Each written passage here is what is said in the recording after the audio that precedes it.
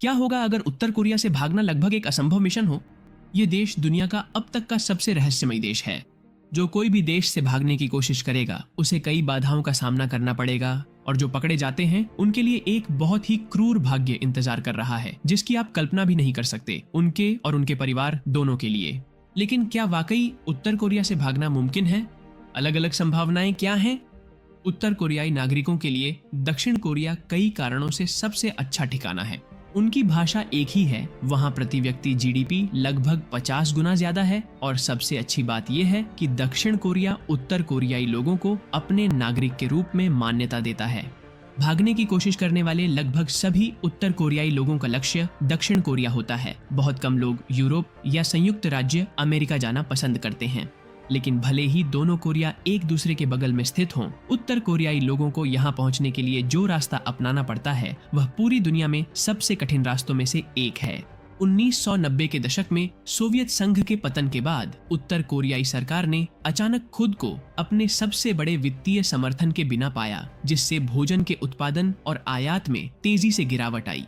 और इसी विकट स्थिति के बीच लगातार आने वाली भीषण बाढ़ की एक श्रृंखला ने देश को बहुत बुरी तरह प्रभावित किया, जिससे 4 साल तक भयानक अकाल पड़ा और लगभग 10 लाख लोगों की जान चली गई।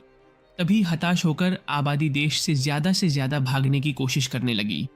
1998 और 2011 के बीच भगोड़ों की संख्या में वृद्धि की प्रवृत्ति देखी गई, जो केवल एक दशक में 3 गुना हो गई। लेकिन फिर कुछ हुआ। 2012 से संख्या कम होने लगी। 1994 से देश के राष्ट्रपति किम जोंग इल का दिसंबर 2011 में निधन हो गया और उनके उत्तराधिकारी उनके बेटे किम जोंग उन बने, जिन्होंने अब अपने भगोड़ों को रोकने के प्रयासों को काफी ज्यादा तेज और कड़ा कर दिया है।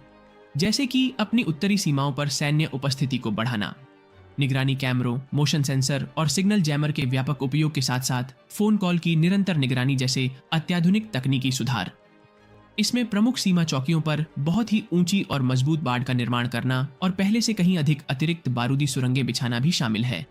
इसके अलावा भगोड़ों, मददगारों और सीमा रक्षकों के लिए सजा और दंड भी बढ़ा दिए गए, और अंत में पड़ोसी देशों, विशेष रूप से चीन और रूस पर अधिक राजनयिक दबाव डाला गया। रूस के साथ उन्होंने अपने क्षेत्र में पकड़े गए किसी भी उत्तर कोरियाई भगोड़े को वापस भेजने के लिए एक समझौते पर हस्ताक्षर किए, जो चीन पहले से ही कर रहा था।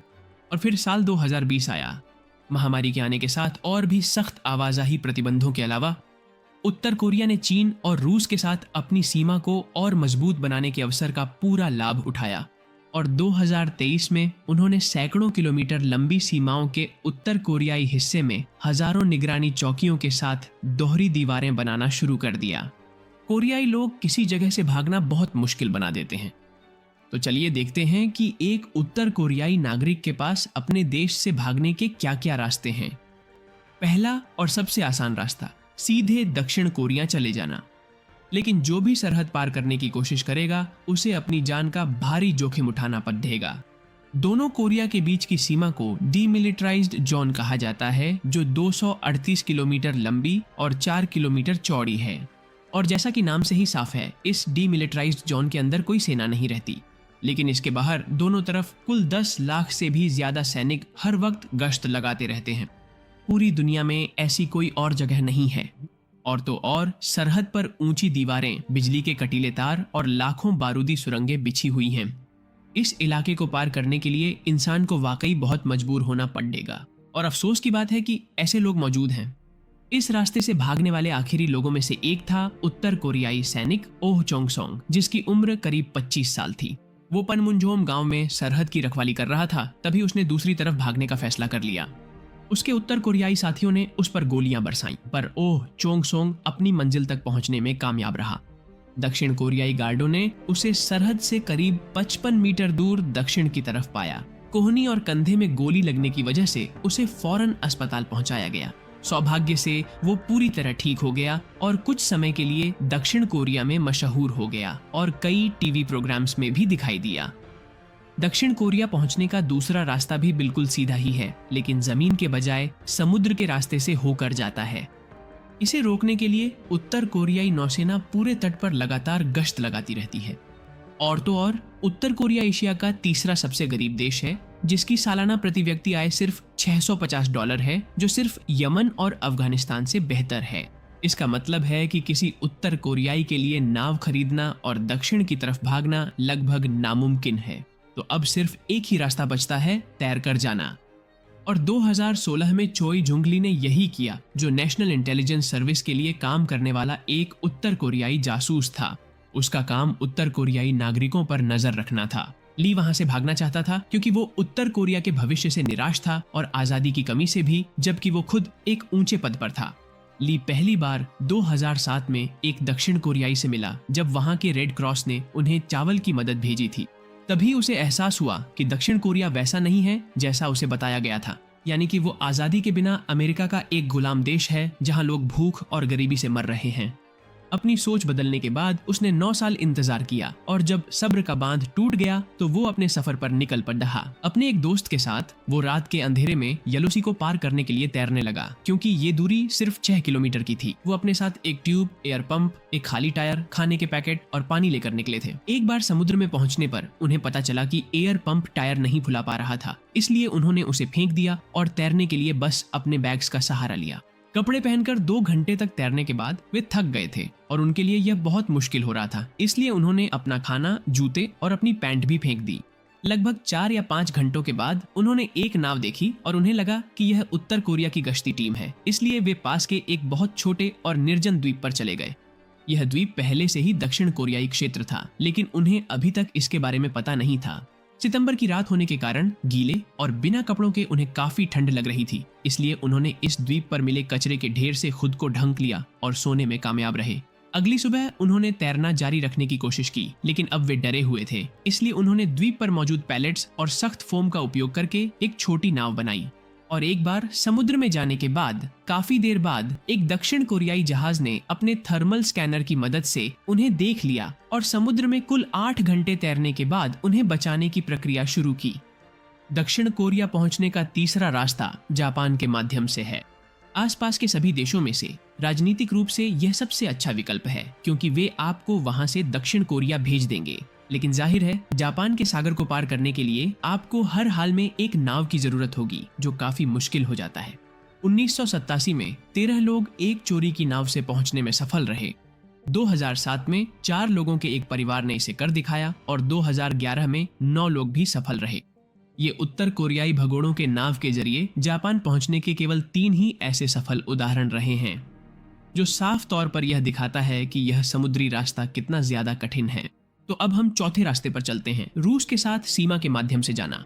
सिर्फ 17 किलोमीटर के साथ यह रूस की 14 अंतरराष्ट्रीय सीमाओं में से अब तक की सबसे छोटी सीमा है, और ये 17 किलोमीटर पूरी तरह से तुमिन नदी के हैं। जमीन का एक भी टुकड़ा नहीं है, जिसका मतलब है कि भगोड़ों के लिए इस सीमा को पार करने का सबसे अच्छा मौका तब होता है जब नदी जमी हुई होती है। सबसे पहले उन्हें उन कुछ क्षेत्रों में से एक से पार करने की कोशिश करनी होगी जहां उत्तर कोरिया की दोहरी दीवार नहीं है, और इसके ऊपर फिर सर्दियों में साइबेरिया के माध्यम से 300 किलोमीटर का रास्ता उनका इंतजार करता है, जहां रात में तापमान -30 डिग्री तक पहुंच सकता है, जब तक कि वे व्लादिवोस्तोक में दक्षिण कोरियाई दूतावास तक नहीं पहुंच जाते। और यह सब अधिकारियों द्वारा पकड़े बिना, जो उन्हें वापस उत्तर कोरिया भेज देंगे, जो इसे लगभग एक असंभव मिशन बनाता है। इस तरह हम 5वें भागने के रास्ते पर पहुंचते हैं, चीन। इस सीमा पर भी दल बदल को रोकने के लिए दोहरी दीवारों का लंबा निर्माण है, लेकिन सब कुछ ढका हुआ नहीं है, और यह भी पूरी तरह या लगभग पूरी तरह से एक नदी है, यालू नदी। यानी कि जब यह जमी हुई होती है तो इसे पार करना आसान होता है। और रूस के 17 किलोमीटर के विपरीत चीन के साथ वे 1350 किलोमीटर साझा करते हैं, जो इसे कहीं अधिक व्यवहार्य विकल्प बनाता है। इसके अलावा शारीरिक रूप से काफी समान होने के कारण बिना किसी का ध्यान खींचे निकलना अपेक्षाकृत आसान है। लेकिन मुख्य समस्या अभी भी वही है जो रूसियों के साथ थी। अगर अधिकारी आपको उत्तर कोरियाई के रूप में पहचान लेते हैं तो वे आपको जेल में डाल देंगे या तुरंत वापस भेज देंगे। इस रास्ते को चुनने का एक फायदा यह है कि सीमा पार करते ही यानबियन कोरियाई स्वायत्त प्रांत है, जहां की आबादी का एक बड़ा हिस्सा कोरियाई मूल का है, जो 1 सदी पहले यहां बसे थे। भगोड़े इस इलाके में कुछ मदद, आराम और खाना पा सकते हैं, जबकि वे उन अधिकारियों से बचते हैं जो उनकी तलाश में हो सकते हैं। अगला कदम शेन्यांग शहर में निकटतम दक्षिण कोरियाई दूतावास जाना हो सकता है, जो सीमा से 250 और 800 किलोमीटर के बीच स्थित है। यह इस पर निर्भर करता है कि आप कहां से पार करते हैं। और जैसे कि इतना ही काफी नहीं था, क्योंकि यह सीमा के सबसे नजदीकी दूतावास है, चीन इस तरह के पलायन को रोकने के लिए इस जगह के आसपास पुलिस की निगरानी रखता है। और न केवल यह, बल्कि देश के बाकी दक्षिण कोरियाई दूतावासों पर भी कड़ी निगरानी रखी जाती है, जो हमें भागने के छठे रास्ते पर ले जाता है। मंगोलिया पहुंचने के लिए चीन को पार करना, एक ऐसा देश जो आपको मुफ्त में दक्षिण कोरिया भेज देगा। यहाँ पहुंचने के लिए उन्हें 1000 किलोमीटर से अधिक की यात्रा करनी होगी और फिर उन्हें गोबी रेगिस्तान को पार करने या उत्तर से इसके चक्कर लगाने के बीच चुनना होगा, एक ऐसा क्षेत्र जहाँ तापमान बहुत कम होता है।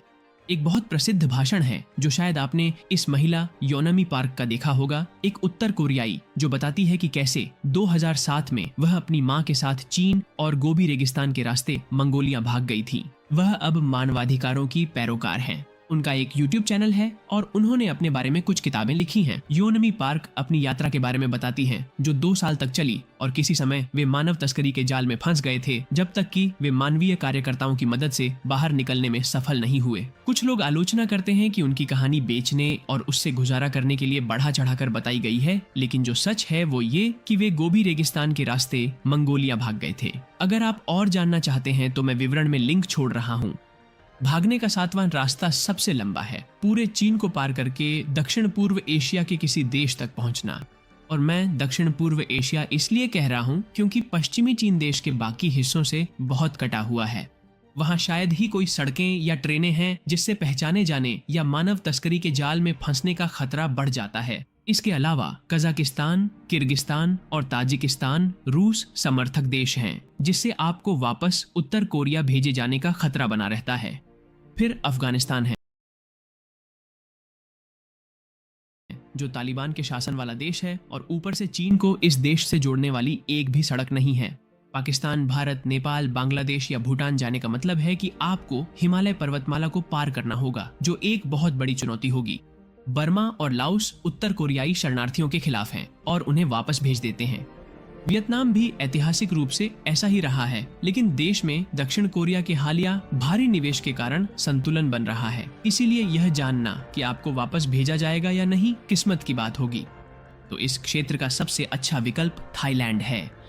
दरअसल उत्तर कोरियाई भगोड़ों का एक बड़ा हिस्सा आमतौर पर इसी रास्ते को चुनता है, लेकिन अगर यह सबसे लंबा रास्ता है तो वे इसे कैसे करते हैं? सबसे लोकप्रिय विकल्प आमतौर पर बस या ट्रेन से कुनमिंग शहर पहुंचना होता है, जहां थाईलैंड सीमा के पास के सबसे बड़े स्टेशन हैं, जो यात्रियों की भारी भीड़ के कारण बिना पहचान में आए निकलने के लिए सबसे अच्छे हैं। लेकिन यहाँ से असली बात शुरू होती है। चीन और थाईलैंड की सीमाएं आपस में नहीं मिलती, इसलिए चुनना पडिड्डियचता है। बर्मा या लाओस दोनों शत्रुतापूर्ण हैं। सौभाग्य से यह क्षेत्र काफी सुनसान है, जो बिना किसी की नजर में आए निकलने के लिए एकदम सही है। पर इसका कारण है, ये एक जंगली क्षेत्र है और वहां रहने वाले पेड़ पौधों और जीवों के कारण बेहद खतरनाक है। इतनी दूर तक पहुंचने के लिए कई उत्तर कोरियाई अपने किसी ऐसे रिश्तेदार की मदद लेते हैं जो पहले ही दक्षिण कोरिया भाग चुका हो और जिसने चीनी बिचौलिए को पैसे देने के लिए बचत की हो। और कीमतें क्या हैं? उदाहरण के लिए 2019 में जो यूनसिल के परिवार ने, जो पहले से ही दक्षिण कोरिया में थे, एक चीनी बिचौलिए को थाईलैंड तक भागने के रास्ते की योजना बनाने के लिए $25,000 दिए, क्योंकि वह सरकार में अपने संपर्कों के कारण सबसे अच्छी बिचौलियों में से एक थी। लेकिन सभी यात्राएं जो यूनसिल जैसी नहीं होती हैं, जिसने एक बिचौलिए को भुगतान किया और सुरक्षित अपनी मंजिल तक पहुंच गई। इन सेवाओं के उपयोग के बावजूद चीजें किसी भी समय बिगड़ सकती हैं। पार्क ह्यून-वू और उनके पिता, जो 2 रेलवे कर्मचारी थे, उनकी यात्रा का भी यही हाल था। फरवरी 2017 में दोनों चीन के साथ सीमा पार करने में सफल रहे, जब नदी जमी हुई थी और दूसरी तरफ एक रिश्तेदार उनका इंतजार कर रहा था, जिसने उन्हें रात सुरक्षित बिताने में मदद की। 3 दिन बाद उन्होंने शेन्यांग के लिए एक ट्रेन पकड़ी और वहां से जिंजो के लिए दूसरी ट्रेन ली। वहां वे उन दक्षिण कोरियाई पादरियों में से एक के घर पर रुके जो उनकी मदद करने वाले थे। उसके बाद वे बीजिंग के लिए एक रात की ट्रेन में सवार हुए और फिर 6 बसों के जरिए अपनी अंतिम मंजिल तक पहुंचे, कुनमिंग। लेकिन जब थोड़ा ही रास्ता बचा था, वे एक पेट्रोल पंप पर रुके और पिता को कुछ अजीब लगा। चीनी पुलिस उनकी ओर बढ़ी और दोनों अलग अलग होकर भागने लगे। बेटा पहाड़ के एक कब्रिस्तान में छिप गया और वहां आने वाले लोगों द्वारा अपने मृतकों के लिए छोड़े गए भोजन पर जीवित रहा। जब खाना खत्म हो गया तो वह वापस गांव आया और वहां उसे फोन का सिग्नल मिला। उसने बिचौलियों से संपर्क किया और वे उसे कार से कुनमिंग ले गए। वहां पहुंचने के बाद एक स्थानीय गाइड की मदद से उसने उत्तरी लाओस के जंगली क्षेत्र को पार करना शुरू किया। अंत में वह थाईलैंड पहुंचने में सफल रहा और वहां अधिकारियों ने उसे दक्षिण कोरिया भेज दिया। लेकिन पिता का क्या हुआ? वह भी पेट्रोल पंप पर पुलिस से बचने में सफल रहा, लेकिन बाद में लाओस सीमा पार करने से ठीक पहले उसे बस में पकड़ लिया गया और लियोनिंग की एक जेल में भेज दिया गया, जो उत्तर कोरिया की सीमा से लगा क्षेत्र है। तभी उनके परिवार ने अपने पिता को घर लाने के लिए दक्षिण कोरियाई, अमेरिकी और संयुक्त राष्ट्र के राजनेताओं पर दबाव बनाने के लिए कई मांगों, विरोध प्रदर्शनों और दबावों का सिलसिला शुरू किया। अंत में 1 साल से अधिक समय के बाद चीनी अधिकारियों ने उसे रिहा कर दिया और वास्तव में उसे बिचौलियों की मदद से फिर से दक्षिण की ओर यात्रा करनी पड़ी। हालांकि इस बार वह सफलतापूर्वक अपने गंतव्य तक पहुंचने में कामयाब रहा, जो इस अवसर पर वियतनाम था, और वहां से उसे दक्षिण कोरिया भेज दिया गया। एक यात्रा जो कुल 1.5 साल तक चली और जिसमें उसने 8000 किलोमीटर से अधिक की दूरी तय की, जो स्पेन और मैक्सिको या संयुक्त राज्य अमेरिका और उरुग्वे के बीच की दूरी है। उत्तर कोरियाई लोगों के पास आजादी पाने के लिए ये 7 विकल्प हैं, और यदि आप में थोड़ी भी सहानुभूति है तो आप समझ गए होंगे कि ये लोग किस हद तक हताशा का सामना करते हैं कि वे इस तरह अपनी जान जोखिम में डालने को तैयार रहते हैं। और इतना ही नहीं, एक बार जब भगोड़े दक्षिण कोरिया पहुंच जाते हैं और अपनी नई नागरिकता का आनंद लेते हैं, तब भी वे 100% सुरक्षित नहीं रह सकते। सीमा के पास समुद्र में रहने के दौरान उत्तर कोरिया द्वारा मछुआरों के अपहरण के कुछ मामले सामने आए हैं, लेकिन सबसे चर्चित मामला यिन ग्युंग सूक का था, जो 2002 से दक्षिण कोरिया में रह रही एक भगोड़ी थी। 2 साल बाद अपने हनीमून पर दंपति ने उत्तर कोरिया की सीमा के पास चीन की यात्रा की, जहां वे एक उत्तर कोरियाई से वीडियो कैमरा देने के लिए मिले थे, ताकि वह उसे देश में तस्करी कर सके और फिर रिकॉर्ड की गई सामग्री के साथ वीडियो कैमरा वापस पा सके। हालांकि तस्कर वाली बात एक जाल थी और उसकी जगह कुछ आदमी आए जिन्होंने उसका अपहरण कर लिया और उसे चोंजिन एकाग्रता शिविर ले गए, जहां 6 महीने बाद उसकी मृत्यु हो गई। इन सब के कारण उत्तर कोरिया निस्संदेह दुनिया का सबसे कठिन देश है, जहां से भागना लगभग असंभव मिशन बन जाता है। यह सचमुच जेल में तब्दील हो चुका एक देश है। आप जहां रहते हैं उस जगह के बारे में शिकायत कर सकते हैं, लेकिन यह उत्तर कोरिया से बुरा कभी नहीं होगा, खासकर यदि आप प्रवास करना चाहते हैं।